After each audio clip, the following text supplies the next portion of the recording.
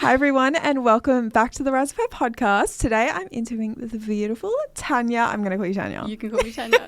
Or Tanny, whatever. Like if you follow her on Instagram, it's Tanny. And her friends call her Tanny. That's what I've learnt so far. And I'm super excited to be bringing you guys this episode. We get to have a bit of a chat. So thank you for coming and joining me today. Thank you for having me. I'm so excited. Me too. Yeah, me too. Because we met at Maddie's Your Bliss, the Your Bliss Allure event. Yes. And you were doing content for Davina. Yes. And you just have like this beautiful aura, like energy. And I loved it. I was like, let me talk to you more. Oh, thanks. That's how I felt about you. Oh, yay! That's why I'm like, are you Libran? Yeah, no, we're just like attracted. Yes. So I was, so excited to chat to you. And I was like, hey, come on my podcast as soon as I met you. And here we are. So thank you. Hi, thank you. That's so exciting. So I pretty much like dive straight in because I have questions, right? So I want to know, first of all, what does a day in your life look like? Well, it's different every day, which is what I love. Yeah. It does always start with me saying, put your shoes and socks on. Oh, To yes. the boys. Mm-hmm. So getting the boys ready, put your shoes and socks on, get in the car, drop them to school. Mm-hmm. And then it could be filming anyone. It could be filming an athlete. It could be a fashion shoot. It could be a retreat. It could be an event. So every day is super different. Yeah. Then I come home, pick up the kids, edit, try and work out, try and hop in the sauna, Yeah. try and cook, Just try and like meditate. Live your life. Yes. So based on that, I'm sure everybody knows what you do, but would you like to share that? Oh, yes. So I'm the founder of Creative House and Creative House Weddings. Yeah. So I video content for beautiful brands, business, weddings and events. Okay. Now I love this, right? Because I love content. I Yeah. love social media. I think it's so valuable for people. Yeah. So I'd love to know like how you even got started in that space. Well, it was during COVID, obviously.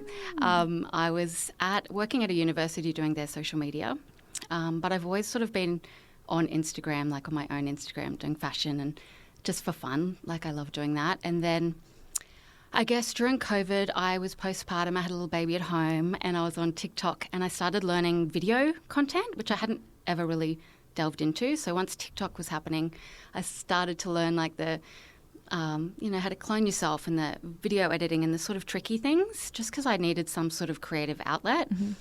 So when Reels came out, I think in August 2020, I jumped straight onto it because I already knew how to video edit, where it was difficult. Like, do you remember when Reels came out? Oh, yeah. I was all so been resistant photos. to it. Yeah. I was so resistant because I was like, I've been posting on social media for, at that point, it was like 5-6 years. Yeah. And it was just photos. Yes. And so when video came out, I was like, not for me. Yeah. No. Well, it wasn't easy either. Yeah. It was really difficult. So I was like, I'm just going to jump on this because this is fun. And so then it's sort of like that's when you could go viral like pretty quick back in those days. And then my friends who own businesses were like, can you do these for me? Like I hate it. I don't have time. I don't know how to do it. So I started doing that for them to post on their page. And then there was a time where I just thought, can I make this a business? And it was probably 6 months after Reels came out. So there wasn't really, there was either you're an influencer or you're a social media manager. Yeah. There wasn't really, you do video content for the brands and they put it on their page. That's now called UGC, obviously. Yeah. So I kind of just started doing that and it was during COVID. So I thought, now's a better time than any time to quit your job and just go for it. And it's sort of been booked ever since. That's nearly 5 years ago now. So wow. Okay. So I have so many questions. All right. So first of all, you were working in you were doing social media for the university. Is that right? Yes. So there was, it was at Bond University. So they had, at that point of time, they had the university media and then they were doing sort of events, external events and like the food and beverage. So I was doing that side of it. So I started really pushing the boundaries with that and I learnt a lot there. Yeah. And so I think that helped a lot as well. Yeah. Okay. How did you even get started with that? Because that was new. That's so new even then. I were you like, talked my way in. Were you like, hey, I'm good in an interview. Yeah. Okay. So before that, like what were you at I worked at Movie World. Yet? No, I've been a performer my whole life. This is like a new era. All I've done is I'm a dancer. Oh, so you okay. All right. Like You're like, more. Okay, so you were a dancer my whole life. your whole life. Yes. And then so when you left, let's say high school, you finished up at high school, Yep. did you go to Bond University? No, I danced my whole life. Okay. So you literally like just... got out of high school, toured, travelled, danced. Oh, wow. Ever.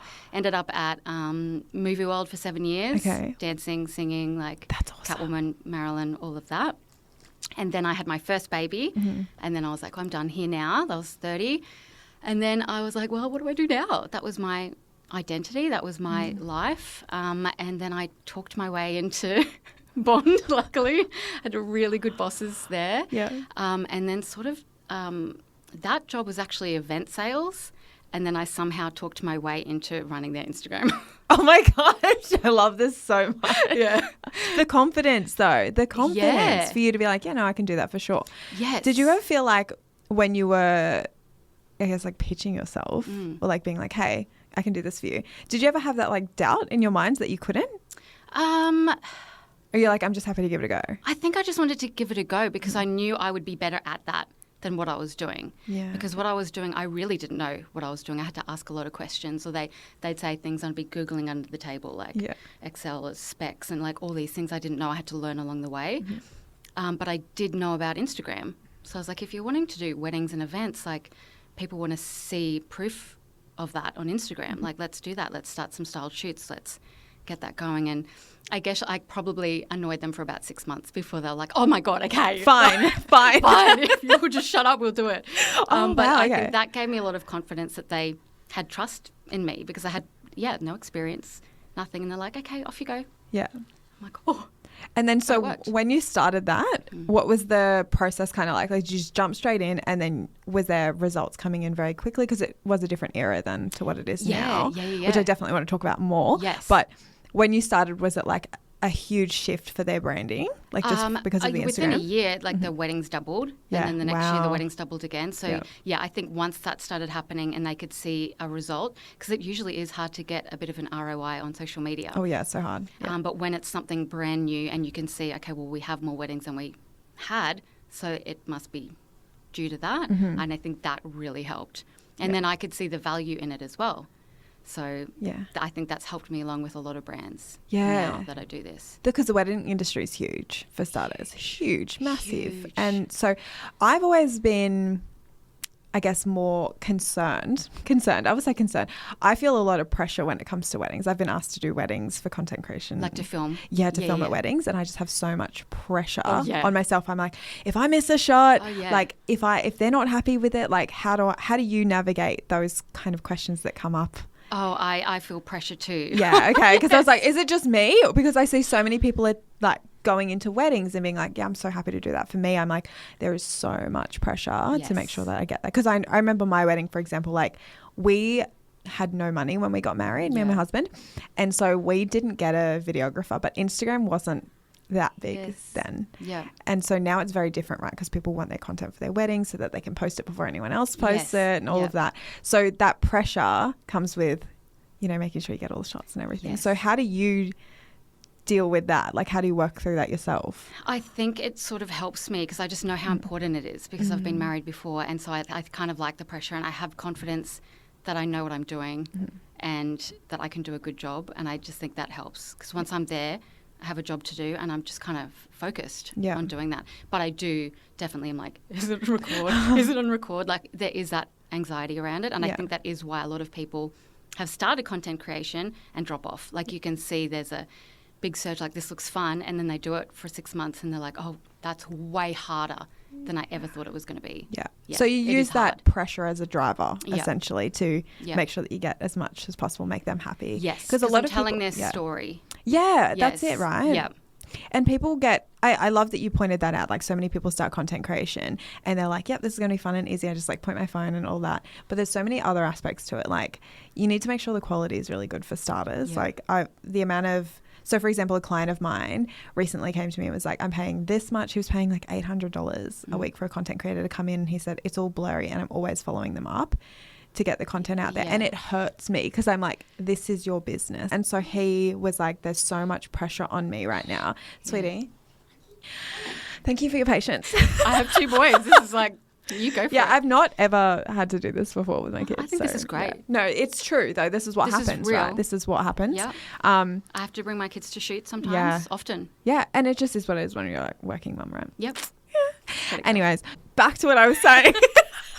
This is perfect. So real. Dude, this is so real. Honestly. Mum life, Yeah. business life. It just is what it is. Yeah. But so, like I was trying to say before, for the third time, this client of mine, he's come in and he said, like, everything's blurry. I'm not happy with it. And because I came to him and I was like, hey, is this something you're interested in? Because I was looking at your socials and like, it could definitely be better. Like we Yeah. could definitely work on it. And when I found out what he was paying for it, it like hurt me. Yeah. Because like if it were my business and I was paying that and I wasn't getting a result, like I'd be so upset because Yeah. you put so much time and effort into your business. You just want someone to like show that in a really beautiful way. Yeah. Because they can't. Like a lot Yes. of the time business owners don't have time for it. No. They just don't want to invest the time into it. Like Yeah. they don't like they care. They Yeah. know it's important. Well, a lot of them know it's important, but they just don't have the time or energy Because to put it's into so it. time consuming. Yeah. So time consuming. Yeah. It's so time consuming. So then when like going back to content creators, when they start and they're like, yep, this is fun. This is great. And I love that you pointed that out because I see so many. It is a business. Yeah. And you've turned it into one. Yeah. Which is so amazing. Like, I think like after we met and I looked at all of your content, especially the content from the event, Yeah. I was like, wow, like this, she knows what's up. But thank you've obviously like put a lot of work into learning Yes. all of these bits and pieces. Yes. So, question, right? Oh. I love the Yeah. please ask me questions. If you're a new content creator, right? You've started doing content. You're like, yep, I love doing this. It's fun. I'm enjoying it. Yeah. Maybe it's been a few months. You're starting to see maybe there's some indiscrepancies in what you're doing. How could you approach it in a way that's going to help your clients, but also keep your love for content creation there? Indiscrepancies like your Like you're getting clients saying like, we don't love it, or yeah. you're just like not really feeling it as much as you did when you started. Yeah. Like how would you approach that? I would try and find what niche you like as well. Like there is definitely probably some businesses that I just wouldn't thrive filming.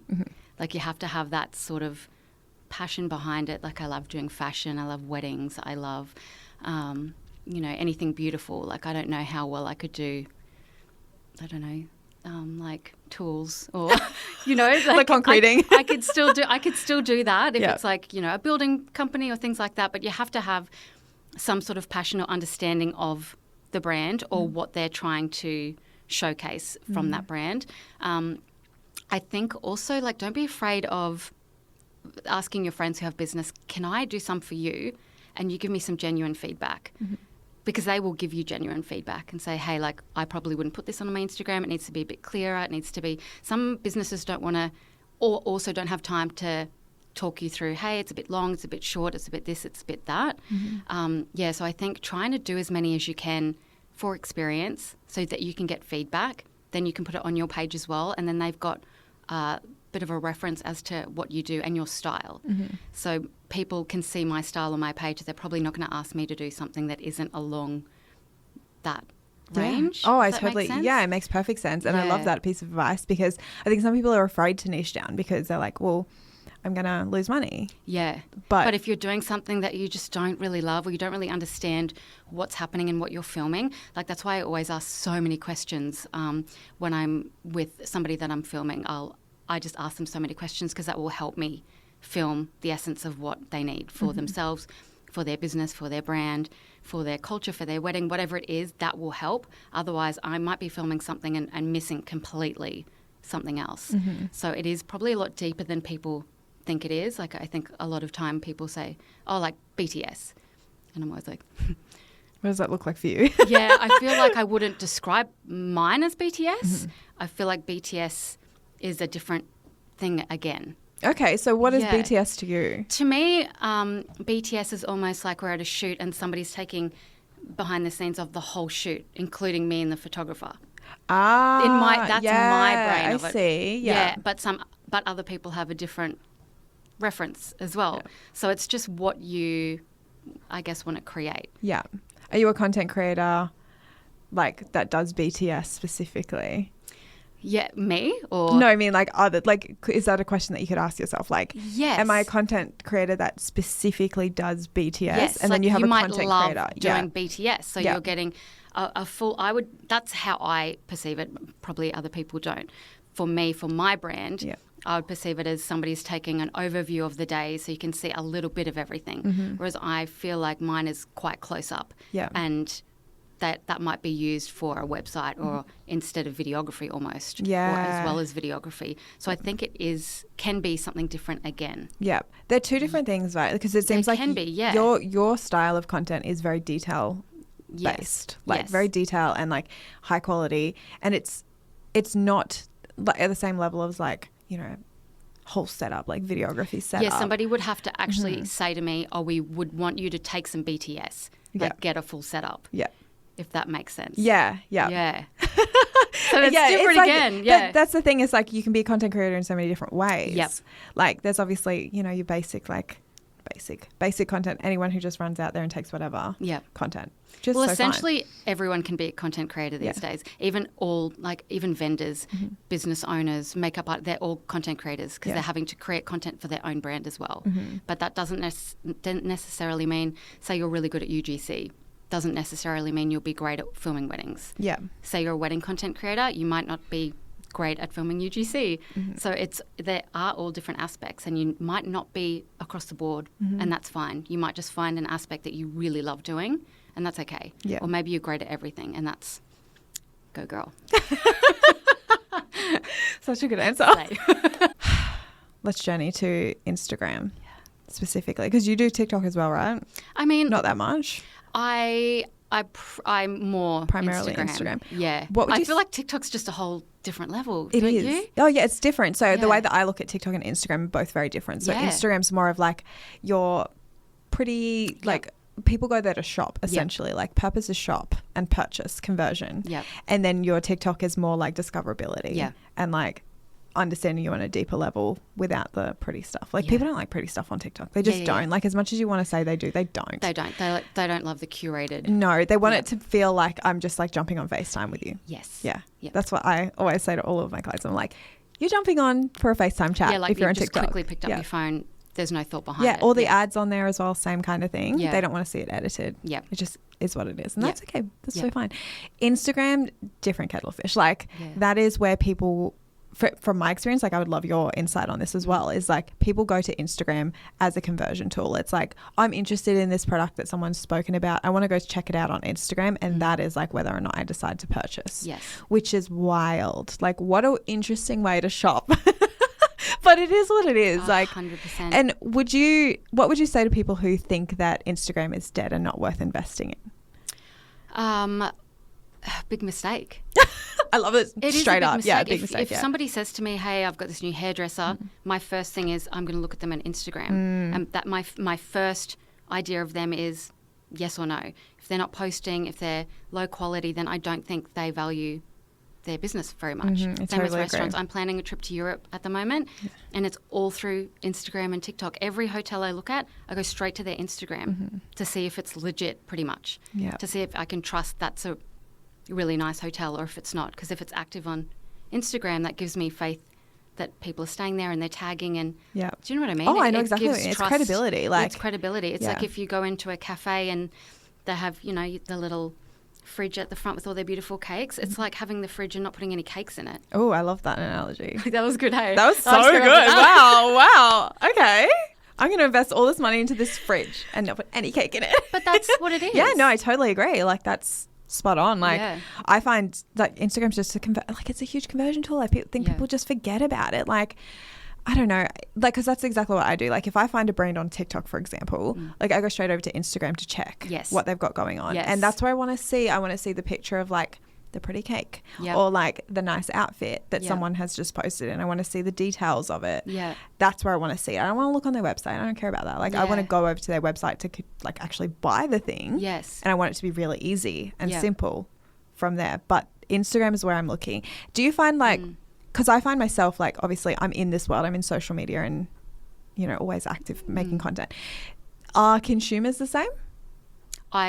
Yes. In your experience? Yes. Yeah. Because if you ask your friends, because I like to do a lot of market research, so I'm always asking, people, and especially when I'm working with brands and they've got their staff there, I'm always asking these questions.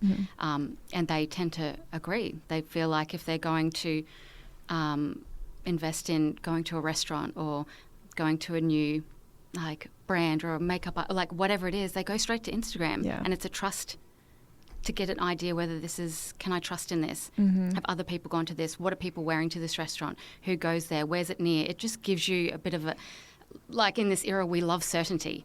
We don't love uncertainty. If I go to your page and there's nothing really there, that gives me, what's wrong with it then? Or are you closed down? Like, do you still exist? Like, that's the biggest thing. Like, even if you're not necessarily going on social media to get new sales, right? That's not what your primary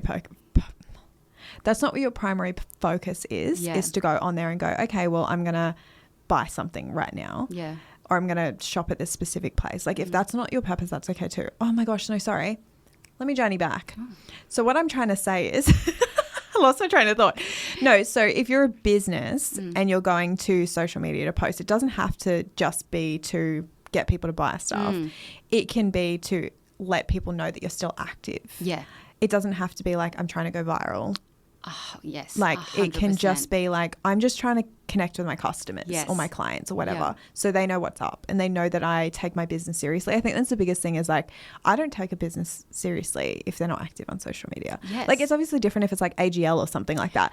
Like I don't care about my energy provider. But like if it's like, a brand that I genuinely like to shop at a lot, if I go on there and they haven't posted in 2 weeks, like I'm like, are they still open? Like what is wrong? Like that's the biggest thing that I think people forget about with social media. And it just builds a community because obviously to build these big brands that you want to have these days, you need to have that community. You want them to join your mailing list. You want them to come to events. You want them to be spending that money on your brand. People don't really have that money to spend, so they're only going to spend it if they feel invested and trusting of your brand. Otherwise, they're going to get it, from Temu. Yeah. They will.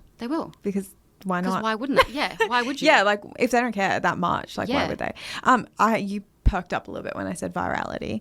Oh yeah. What are your thoughts on brands who want to hire a content creator or social media managers or anything like that just for virality? I usually just ask, what is the intention? Why do you want to go viral? And they'll usually say, because we want more followers.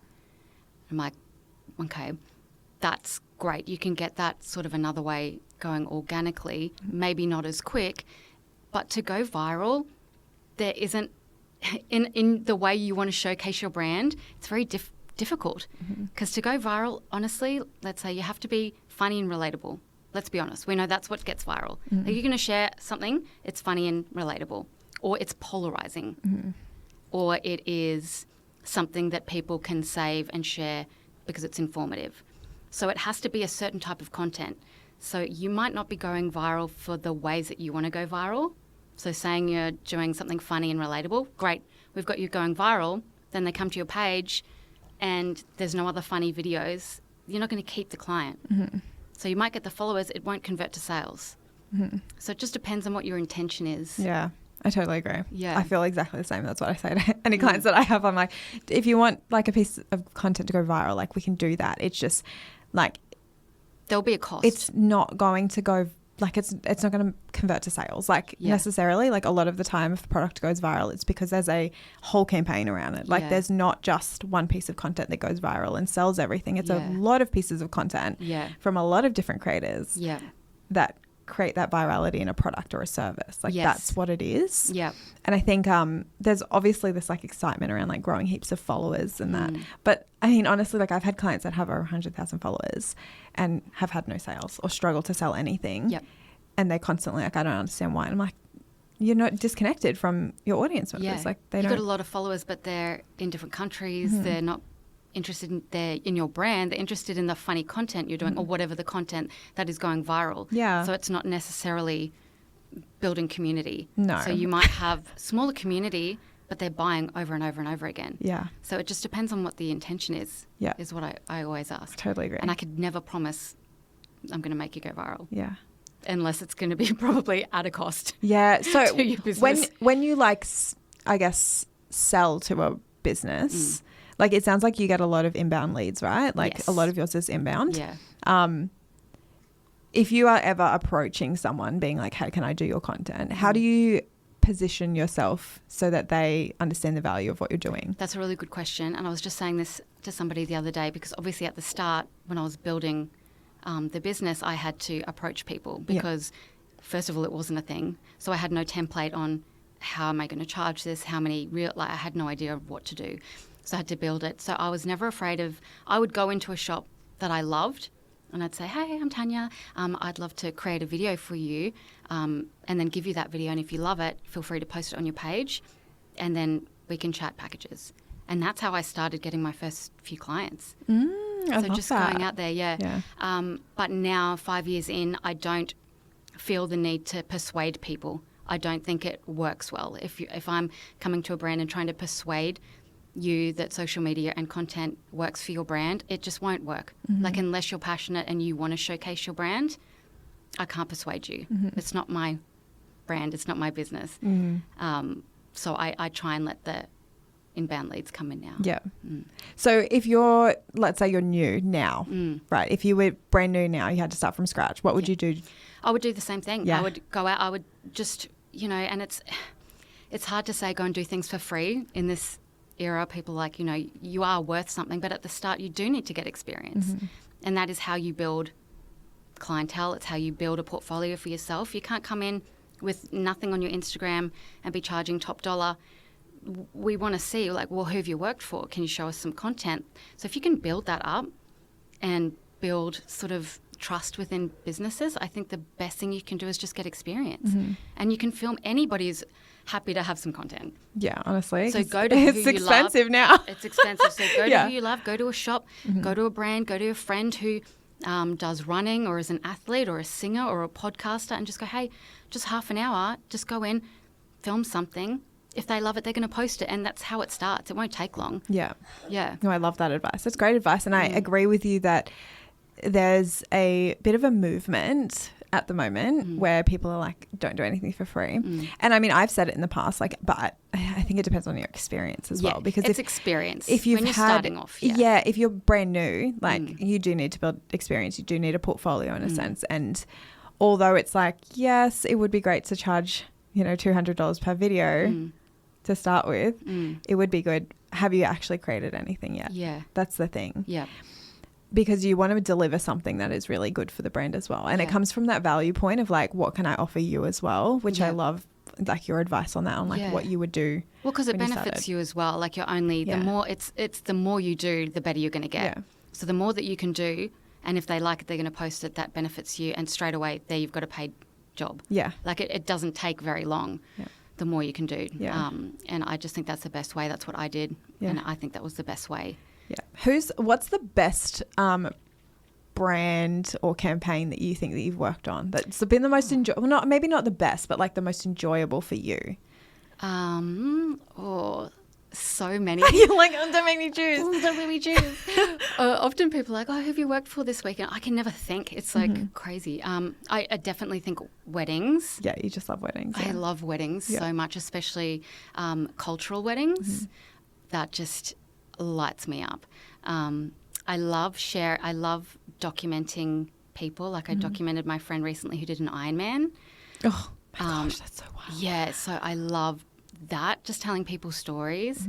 Probably one of my favourite brands to work for is Homebody. It's a Gold Coast brand. Are they on the Gold Coast? Yes. I didn't know they were on the Gold. I thought they were like Melbourne. Yeah, Gold Coast. Oh, stop. Yes. Okay. And I just think they're a beautiful brand. That obviously ties in with weddings as well. Yeah. But just so many beautiful people. Like I have probably, I would say nearly all of my clientele is reoccurring. So like life coaches, athletes, fashion brands, I feel like I've really curated people that really light me up. Yeah. I love that. But also I love the point that you mentioned on, sorry, why am I apologizing to my microphone? No, I love that you mentioned that a lot of your brands, like the brand businesses that you work with, are reoccurring. I think people forget about how valuable that is to build a good relationship with brands and, Yeah. and people that you work with. A lot of mine's reoccurring as well, because Yeah. I love long-term relationships, because I'm like, too. I just like to know people. Like, Yep. you are working so closely with them and you're representing them online as well. Like, you want to make sure you know them. Yes. And they like you and you like them, and it's Yeah. like a really good relationship. Yeah. How do you find building relationships with businesses as a individual? I think probably because I work with a lot of small businesses, so I'm working with their founder most of the time, and that's usually women on the Gold Coast, and so I end up just loving them. So it's been really good. It's like working with your friends. Yes, like working with friends. Yeah, I love that. Yeah, and I just think it's so inspiring, and I've learnt so much from doing that. And then I think usually because they're either coming to me or they've been referred, so there's always sort of a bit of a link up. There's a trust in like where we're going, so we can have a discussion about, you know, how you want the brand to go, how I can showcase it. And then, yeah, because it's recurring, coming back, I can see their growth, and then I've got, you know, genuine care for that brand rather than just a one-off. And I just feel like I love to see that grow. So I love working with, brands and business. I love businesses. When you started, were you were obviously like more like a freelancer at the time, right? How did you transition from having that mindset around being like a freelancer that just does like the odd job to it actually being a business for you? I think it sort of just naturally happened as people started to validate content creation as a business, if that makes sense. I think at the start, for probably a good couple of years, it was like, how's your little business? Or you make the little videos, it's so cute, like, which is fine. I'm like, yeah, it's great. I love it. It's good. I think as it's come along and people can see that it is a valid job, especially now wedding content creation is such a huge industry, that's been very validating. And then I just started to see a swap of people saying cute videos to I love your work. Some people calling me videographer, just that sort of natural sway. I think it's just been a bit of a natural thing in where the industry's going, and probably seeing my work evolve as well, if you've been following me for a few years. Yeah.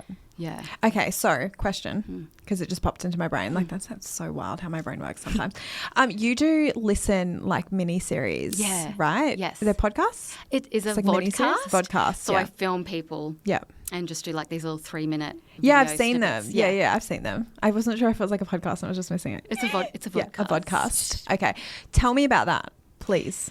Well, I just obviously for my business, I'm generally creating content for business and brands with Instagram in mind, because we want them to grow and get reach, and they're paying me to create for their brand. So there's that Instagram in mind.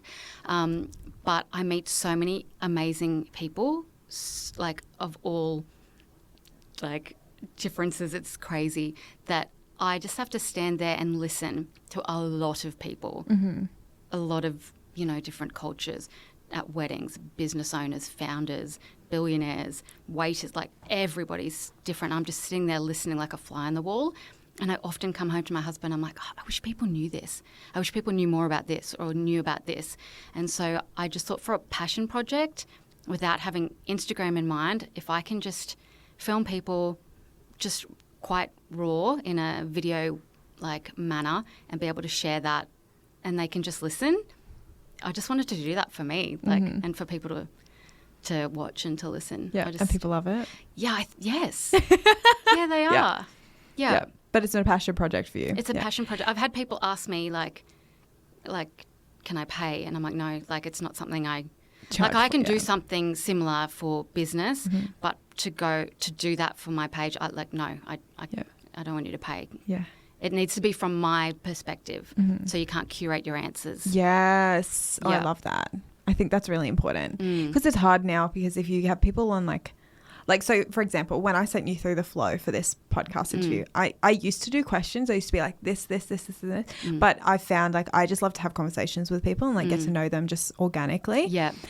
So I stopped sending through the questions. I was like, hey, I'm just going to ask you about this kind of stuff and we're going to see how it goes. Yes. Do people like that or not? I'm finding people like the conversations more. Yeah. The guests, sometimes they like to be really prepared for it, but it's very dependent. Yeah. It's dependent. Because a lot of the time I'll ask people to come on when I feel like they'll be confident in talking about what I want to know, essentially. Yep. So when I asked you, I was like, you're going to be fine. Like, you'll be right. Like, she'll be right. She'll be right. Yeah.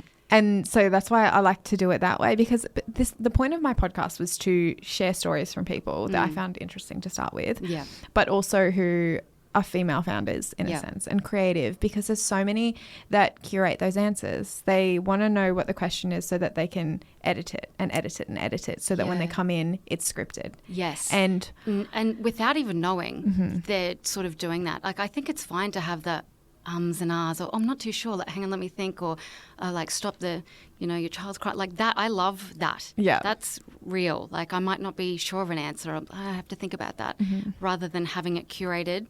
Like, we don't have to be perfect. Yeah. Oh, that's the point. Like, we're not. Yeah. No, like, nobody's perfect. And I think that's beautiful. That's the best thing about being women, people, humans. Like, just, we're not perfect. We all have things that we're working through. Like, I started this podcast and I had I couldn't talk properly. Like, when I started social media, I could barely even talk on camera. Because you were nervous? All the time. I was so not confident at all. I'm very different now than when I started social media, and like when I started posting YouTube videos and my podcast and everything. And even interviewing people, like talking to people, just having a conversation was hard for me. And so now it's just like, I don't like, it's not that I don't care. It's just that is the reality of existing. Do you think that's from practice, from doing it? Is that something you think people can learn from practice? Yeah. Or has anything else shifted for you? I'm big on reps. Like, do your reps. Yeah. Like, as many reps as possible, because like I've been, obviously, like, I use exercise as an example, like a lot of people do, but I've just been doing it for so long. Like, that's the point of everything. It's like, just keep doing it, keep working at it over and over again. It's just like your content. Like, I'm sure you were pretty good at it when you started, but I'm sure you're 1,000 times better now. Yep. And that's what and that's what people pay you for, is because you've done all of the reps, so they don't have to. And I think that that's just like really important. Good note. I agree. I don't know. I still am not the most confident speaker in the world. Like, I spoke on a panel a few months ago and I just left and I was like, oh gosh, like that sucked. Like, that sucked so bad. And then I was like, you know what? It's like the second time I've done it. Yeah. Give yourself a break. Yeah, so you're giving yourself grace. Yeah. And also, so I come across this a lot with a lot of female founders and business owners that I work with. And it's devastating, really, because they know they need to speak to camera. So they'll get me to come and film them. And then they're like, I don't want to be on camera. Yeah. I don't want to talk on camera. I'm like, why? And they're like, I just don't look good. I'm at a certain age. Like, nobody's going to listen to me. And it's just devastating, because they're essentially valuing the way they look over the value they're going to give. So you're taking that away from the information I can learn from you, or what people can learn from you, because they think what you look like is more valuable than what you have to say. And you've started these $1 million businesses, and you're a mother, and you're so smart, and people want to hear that. Yeah. And you're taking that away because of how you think people will perceive you, and it's devastating. Oh, I feel that. Every week. Yeah. Week after week after week. The more people that you speak to, I feel exactly the same. Like, when I have creator days, I'll have like a business come in, a new business owner, and she's like, I don't want to be on camera. I know, it devastates me. But you have such a good product. Yeah. And when you talk about it, just to me, when you talk about it, I love listening to you. Yes. I'm like, please tell me more. Yeah. But then the second there's a phone in front of you or a camera in front of you, it just goes and the confidence is gone.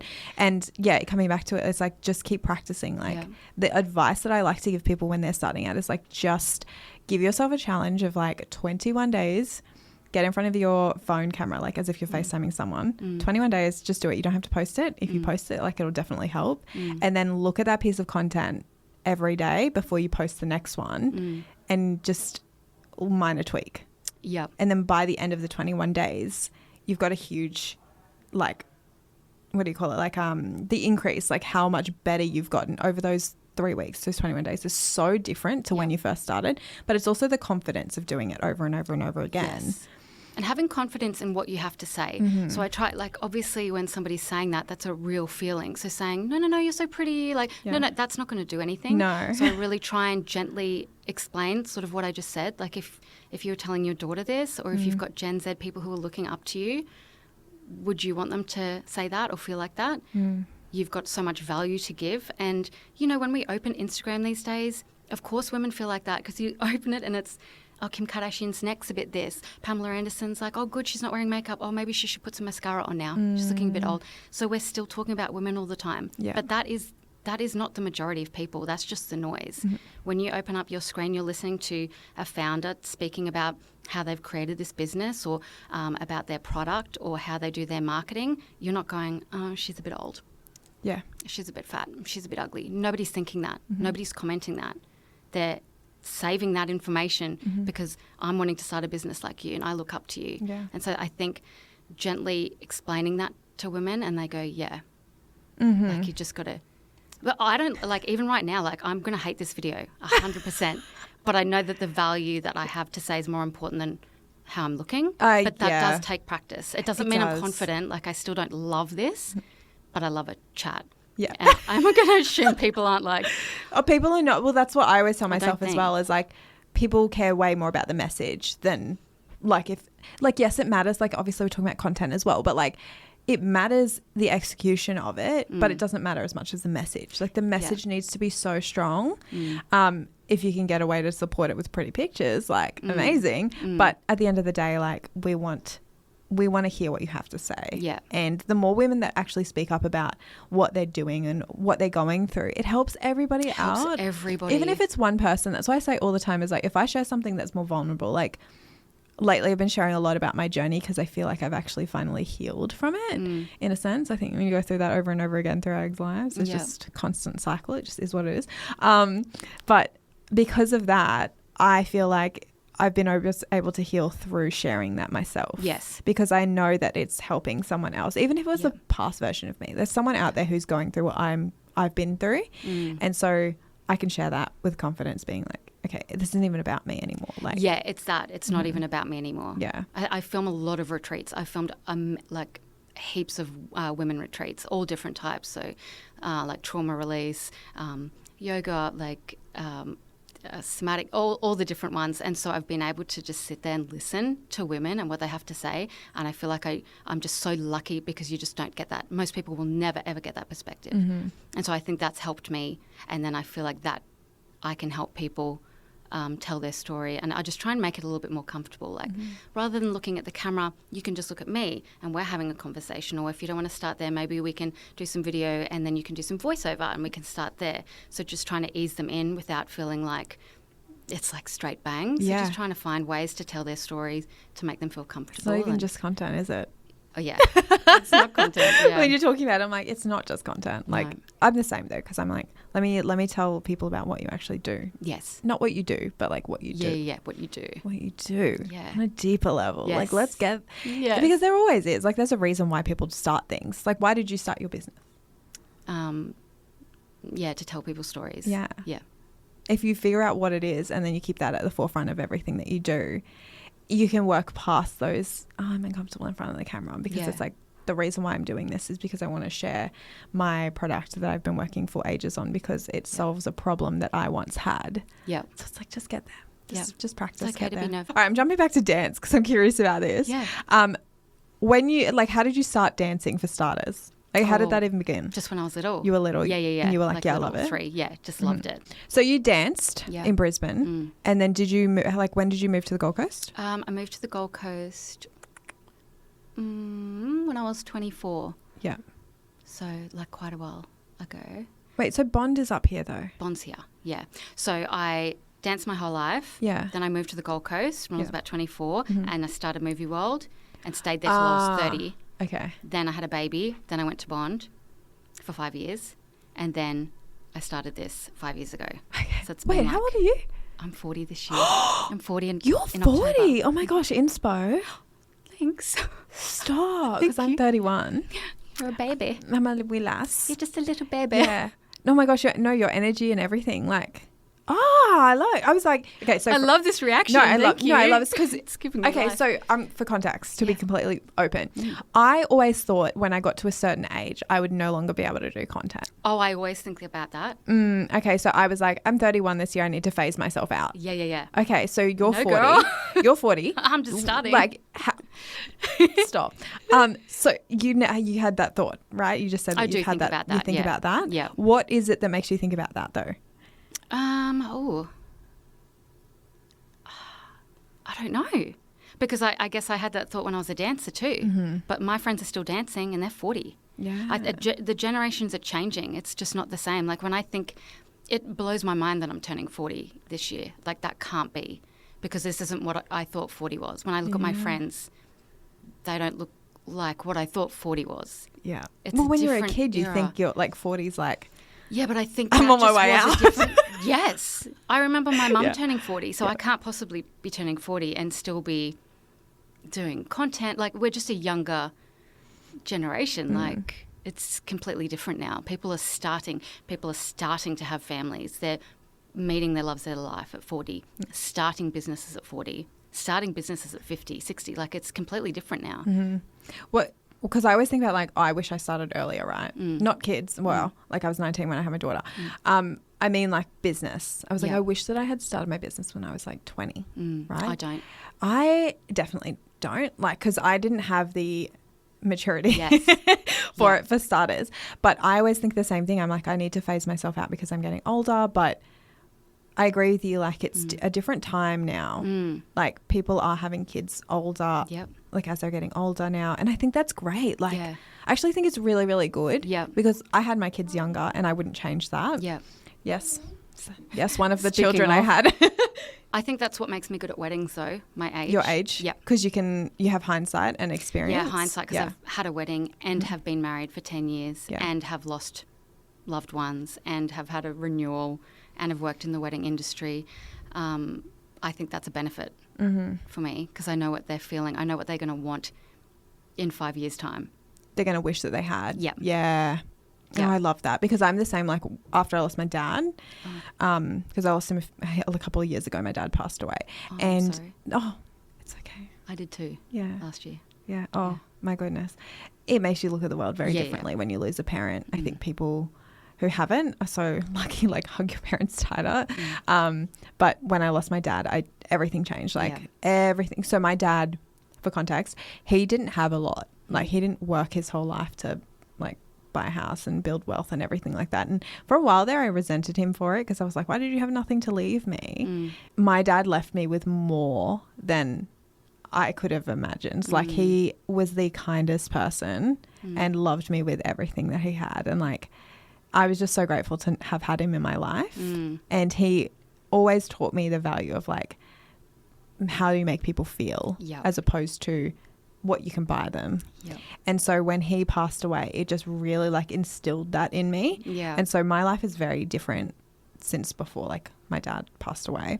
But I wish I had more videos and photos with him, because I looked back. So when he passed away, I'm trying to put together everything for the funeral, and it was like nothing. There was nothing.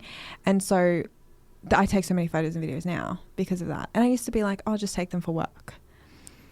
And like, I'll just take them every now and then. And now I'm like, no, it's these moments in between the nice photo and when you got there. Those moments in between are the ones that you want. Yes. And that's such an insight that you just can't have unless you've been through that. Yeah. Yeah. It sucks that you have to go through that to like learn that a lot of the time. I know. But even before that, like, because obviously like my upbringing was very different, because my mom's an immigrant and my dad was, what do you call it? Like, he was in the Second World War. Veteran? No, he was a refugee. Oh, That's wow. right. So he was a refugee when he was quite young from the Second World War. They came over. wow. And so my mum was an immigrant from the Philippines. Oh, wow. So my upbringing here was very like we were quite poor when I was growing up.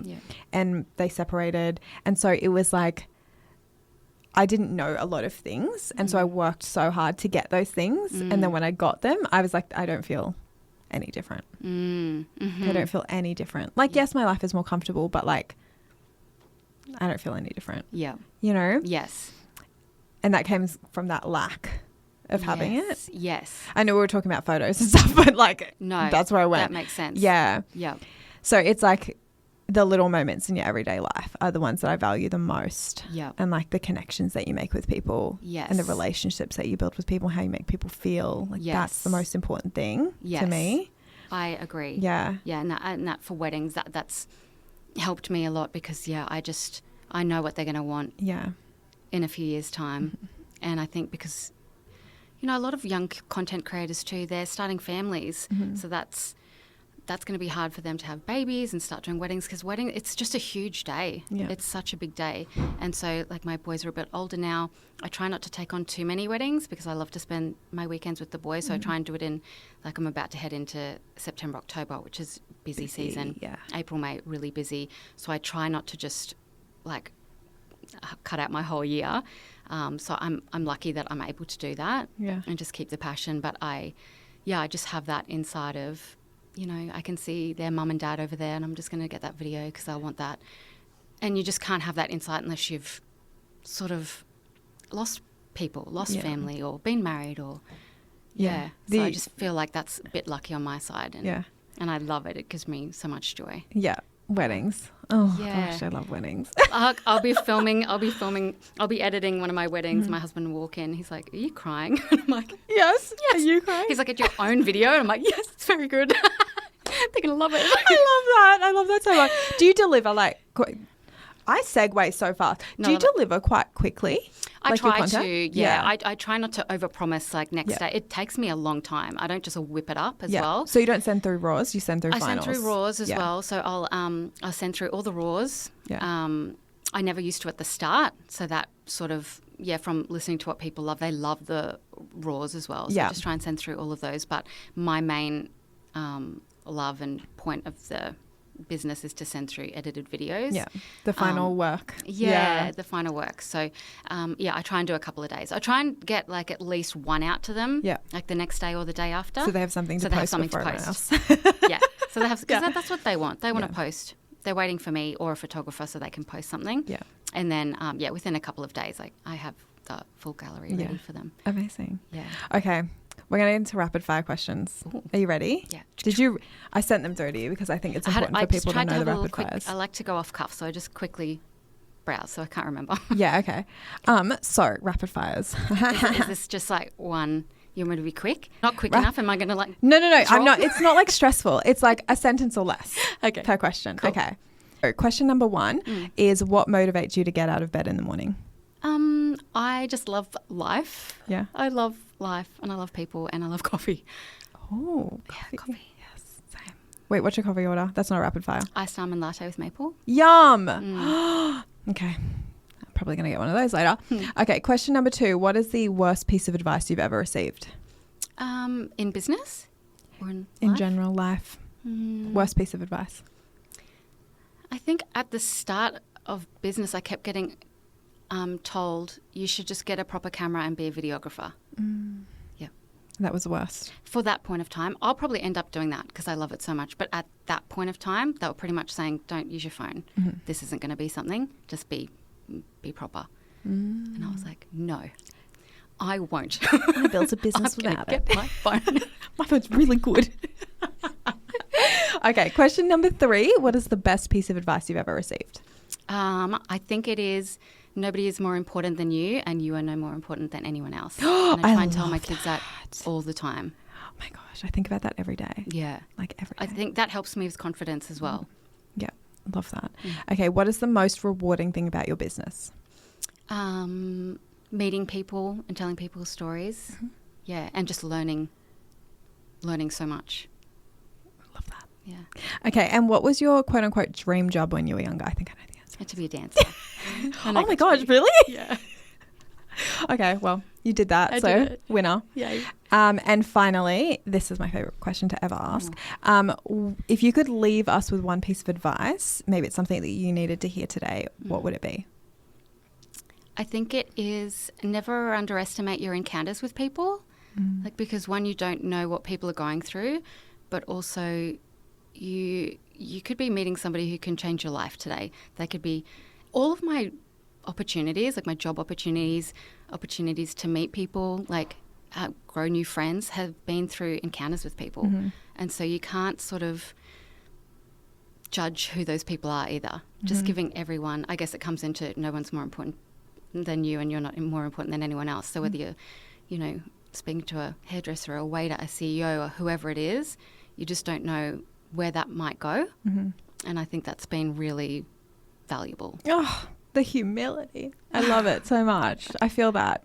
I mean, that's a huge driver behind anything that I do is like, I'm not more important than you. You're not more important than me. Yep. Like, we're just humans existing on this world. Yep, you just don't know. I think I meet a lot of really high performers or highly successful people, and I've really noticed that they do that. Like, they never make me feel like I'm just the content girl because they know they don't know who I am. They don't know who I know. And I think that's something they've learnt. And I've really tried to pick up on that. Yeah, put down your pride. Yeah. Big one. Yeah. Because they could be like, cool, whatever, content girl, but they're always the one, come on in, do you want a drink? Like, tell me what you do. Oh, I know somebody who can hire you. Like, there's that. Yeah. And so I always keep that in mind when I'm meeting people. I love that. Such an answer. Oh, I'm like liking even more. Okay, so to wrap things up, would you like to share with everyone where they can find you on socials? Oh, yes. You can find me at Creative House. Do you want me to give you the handle? Oh, you can if you like. I'll put it in the show notes. Creative House, there's Creative House Weddings, or my personal page, Tanya Rose. Yes. Okay, amazing. Well, thank you so much for coming and joining me. I've had the best chat with you today. I've loved it. Thank you. Loved it. Thanks so much. Giving me energy. Thank you for passing that on to me. Oh, thank you. And vice versa. Yes, I'm done. And thank you guys so much for listening and watching, and we'll see you in the next episode.